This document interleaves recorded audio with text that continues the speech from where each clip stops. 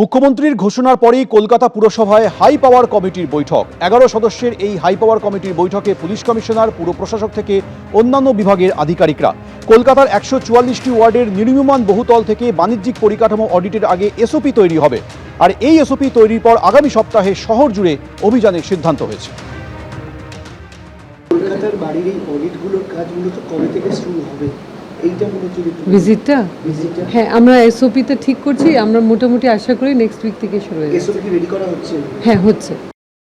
তারাতলার বিপর্যয়ের পরই মুখ্যমন্ত্রী শুভেন্দু অধিকারী তিনি নির্দেশ দিয়েছিলেন অডিট টিম গড়ে শহরের নির্মীয়মান প্রত্যেকটি বহুতল বা যে সমস্ত বহুতল প্ল্যান স্যাংশন হয়ে গিয়েছে সেই সমস্ত বহুতলে অডিট করা হবে, তার জন্য বন্ধ রাখা হবে নির্মীয়মান কাজ।